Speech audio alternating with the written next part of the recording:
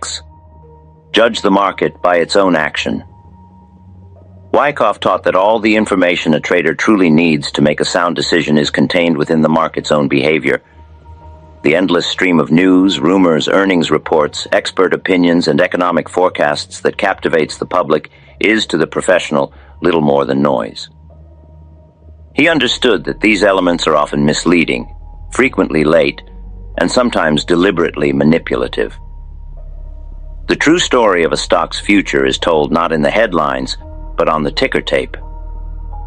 The philosophy behind this rule is that the market is the ultimate clearinghouse for all information, both known and unknown.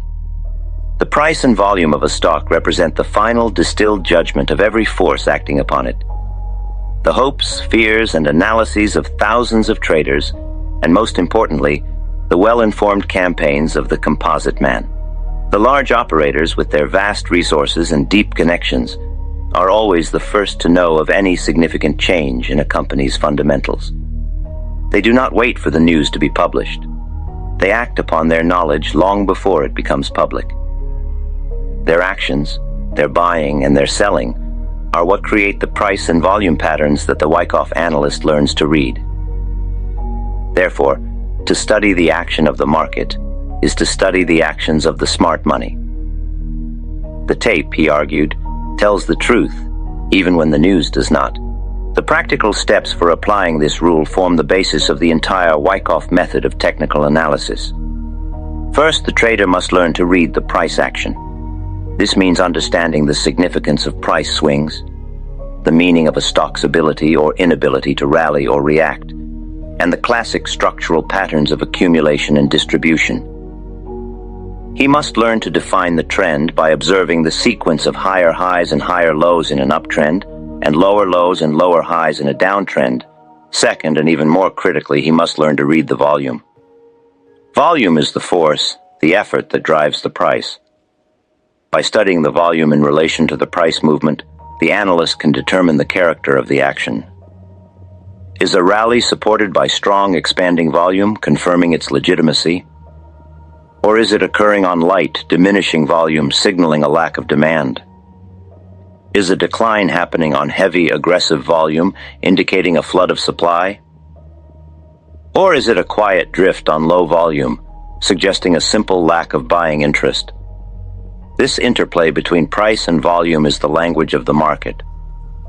Third, the analyst must consider the element of time. How long does it take for a stock to rally a certain number of points, and how long does it take for it to react? A slow, labored advance followed by a swift, sharp decline is a sign of weakness. Conversely, a rapid advance followed by a slow, drifting reaction is a sign of technical strength. By focusing exclusively on these three elements, price, volume, and time, and ignoring the distracting noise of news and opinion, the trader aligns himself with the reality of the market, not with the public's perception of it. From this analytical foundation, we derive the seventh golden rule, which dictates how the trader must position himself relative to the market's primary force. This is rule number 7. Trade in harmony with the market. Wyckoff taught that arguing with the trend is a losing proposition. The individual trader, no matter how well capitalized or intelligent, is a small boat on a vast ocean. The market's primary trend is the powerful underlying tide. To attempt to trade against this tide is to exhaust one's capital and energy fighting an insurmountable force. The greatest and most consistent profits are always found by identifying the direction of this tide and moving with it. The philosophy here is the concept of the path of least resistance. A stock that is in a confirmed uptrend has a natural upward bias. The forces of demand are in control, and it requires less energy for the stock to continue moving higher than to reverse. Conversely, a stock in a downtrend has a natural downward bias. The forces of supply are in control, and the path of least resistance is to the downside. The professional operator does not try to be a hero, catching the exact bottom or shorting the exact top. Instead, he waits for the market to clearly signal its direction and then aligns his commitments with that established trend. He seeks to profit not from his ability to predict the future, but from his ability to correctly identify the present. The practical steps for applying this rule begin with a top-down analysis. First, the trader must determine the trend of the general market. Is the overall market tide coming in or going out? Wyckoff used his analysis of the market averages to answer this question. If the market as a whole is in a confirmed uptrend, the trader should favor long positions. If the market is in a downtrend, he should favor short positions or remain in cash. Second, he must select stocks that are moving in harmony with the general market, and ideally are demonstrating superior comparative strength. In a bull market, he looks for the leaders, the stocks that are rallying more strongly than the average and reacting less. In a bear market, he looks for the laggards, the stocks that are declining more sharply than the average and rallying more feebly. By doing so, he ensures that his capital is deployed in the vehicles that are most responsive to the market's primary trend. Trading in harmony with the market is a simple but profound principle that dramatically increases the probability of success. Once a trader has aligned himself with the trend and entered a profitable position, he is faced with one of the most difficult psychological challenges in the market. This brings us to the 8th golden rule, the offensive principle that is the key to capturing large gains. This is rule number 8. Let your profits run. The natural tendency of the amateur trader is to snatch a small, quick profit. He is driven by the fear that the gain will evaporate. A 2 or 3 point profit feels like a tangible victory, and he rushes to secure it. In doing so, he constantly violates the fundamental business principle of making his winning trades significantly larger than his losing trades. Wyckoff observed that the great fortunes of Wall Street were not made by scalping small profits, but by having the courage and patience to ride a major trend for a substantial move. The philosophy behind this rule is a direct extension of the previous one. If you have successfully identified the primary trend and have entered a position in harmony with it, your most logical course of action is to stay with that position until the evidence indicates that the trend has run its course. A healthy uptrend can continue for weeks, months, or even years, and the profits that can accrue from riding such a move are exponentially greater than any that can be made from in-and-out trading. This requires a shift in mindset, from the fear-based action of taking a quick profit to the confidence-based patience of managing a winning campaign. The most practical step for applying this rule is the disciplined use of the trailing stop-loss. As we have discussed, after a stock in an uptrend makes a new high and completes a normal, healthy reaction on diminished volume, the stop-loss order is moved up to just below the low of that reaction. This technique is the mechanical embodiment of the rule to let profits run. It allows the trader to remain in the position and endure the normal, minor pullbacks that are a necessary part of any sustained advance. It prevents him from being shaken out by his own anxiety. At the same time, it systematically locks in a greater and greater portion of the profit as the trend progresses. This method removes the emotional question of, when should I sell? And replaces it with a logical, systematic process that forces the market itself to prove that the trend is over. The 9th golden rule governs the art of timing one's entry into the market.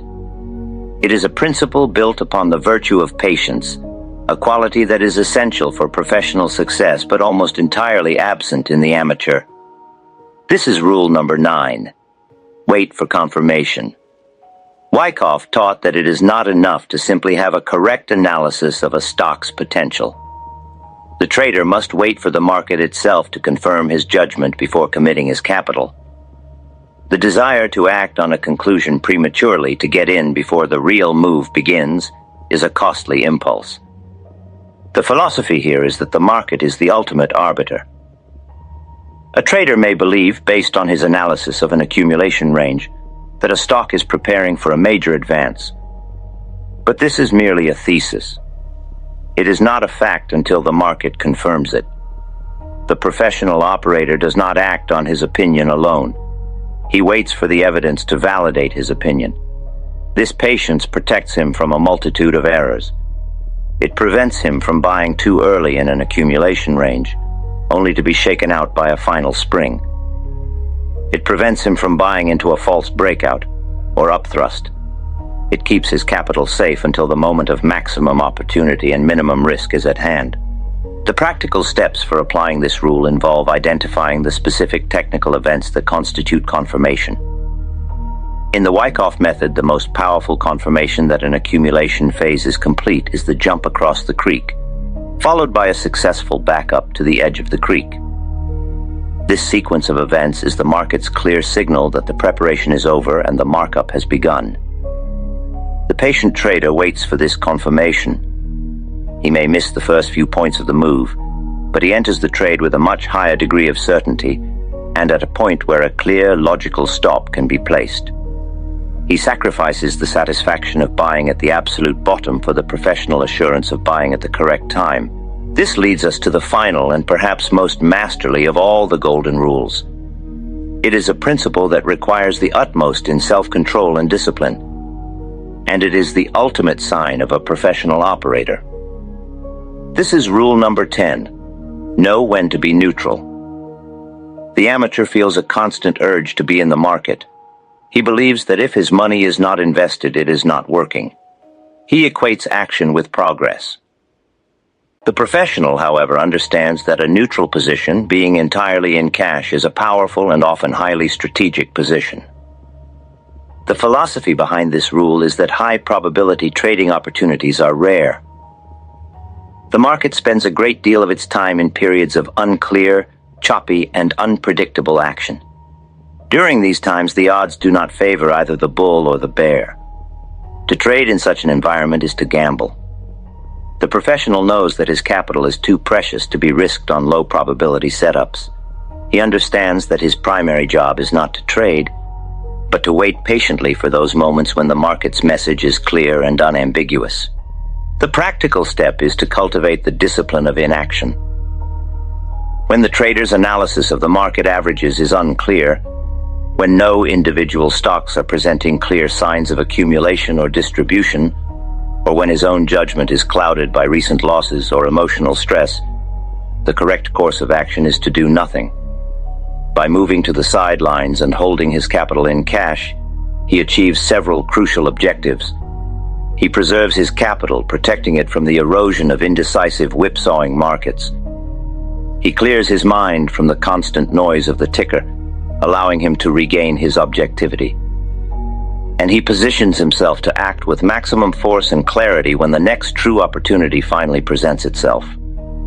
The ability to sit patiently and wait is one of the most difficult yet most profitable skills a trader can ever learn. For those who wish to truly master the lessons discussed here, it is essential to study them from the source. Please take note of a unique new edition of Richard Wyckoff's masterpiece, How I Trade and Invest in Stocks and Bonds by Max Davidson. It has been meticulously adapted for the modern trader, with complete explanations that make Wyckoff's timeless wisdom more accessible than ever. For anyone who wants to truly absorb the lessons we are discussing, this adapted edition is an indispensable part of your library. The link to this book is located in the description of this video. In conclusion, these 10 golden rules form a complete and cohesive philosophy for success in the financial markets. They are not a collection of disparate tips, but an integrated framework for thinking and acting like a professional. They begin with the foundational mindset of treating trading as a business. They establish the defensive principles of capital preservation through risk limitation and the avoidance of common ruinous errors. And they lay out the offensive strategies for correctly analyzing the market and managing profitable campaigns. Taken together, they provide a clear path. The true secret to success, as Richard Wyckoff taught, is not a complex algorithm or a hidden formula. It is the unwavering day-to-day discipline of applying these sound, logical, and timeless business principles.